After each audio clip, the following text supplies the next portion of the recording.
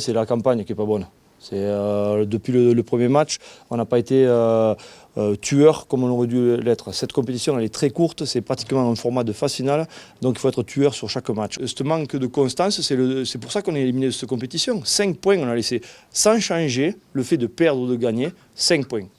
Forcément on serait qualifié les doigts dans le nez. Et aujourd'hui, on n'est pas constant.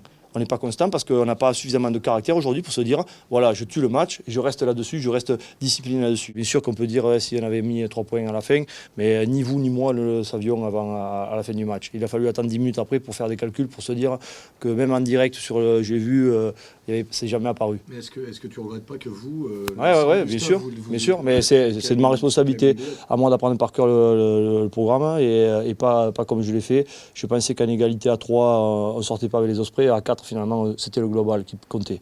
Donc là, forcément que le premier responsable c'est moi et pas Morgan Parra. Ce que j'ai entendu dire sur une erreur injustifiée, incompréhensible, c'est pas sa faute, il ne peut pas le savoir, il est sur le terrain, il ne joue pas avec des oreillettes. Certains médias, même certains spectateurs le savaient 10 minutes avant, 5 minutes avant. C'est dommage, j'aurais dû me le dire. Michael a tweeté Rendez-nous Verne, vous parliez de cet instinct de tueur. Ouais. Justement, c'est ce que Cotter, à son arrivée, a insufflé un peu à Clermont. Est-ce que ça vous a touché déjà qu'il dise ça et si bien sûr que ça touche. Après, je préfère que ce soit dit à l'intérieur du groupe. Elle est venue s'excuser disant que c'est pas ce qu'il voulait dire, mais ça a été écrit. Donc voilà. Après, on en a parlé. Il y a des choses que on a réglées à l'interne. Et voilà. Mais après, maintenant, s'il y a des choses à se dire, on se le dira entre nous. Et ce qu'on a fait ce matin. Mais je pense pas que. Voilà. Après, il faut lui demander à lui. C'est pas à moi qu'il faut demander. J'estime que Julien Bardi a un peu trahi la confiance que tu lui donnes en étant encore sanctionné là. Il était je pense que quand lui est rentré, c'était la 19e faute. Il n'en a pas fait les 18 avant. Donc, bien sûr que il vient de rentrer. C'est pas les comportements que tu dois avoir sur le terrain. Il le sait, on en a parlé ensemble et il le sait.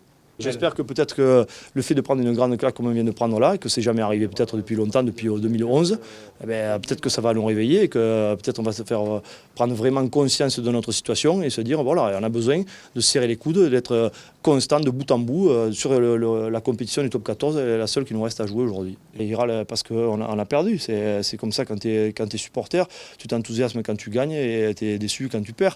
Donc voilà, on verra l'accueil qu'ils vont nous réserver. C'est à nous, je l'ai toujours dit, c'est à nous de produire sur le terrain, de faire le premier pas pour qu'eux nous suivent. Donc on ne va pas leur demander d'être la locomotive, c'est à nous de l'être sur le terrain. Donc eux, après, ils embrayeront, ils suivront si on fait ce qu'il faut. Maintenant, je ne vais pas leur demander de passer devant et de mouiller le maillot avant nous. Hein. C'est à nous de le faire.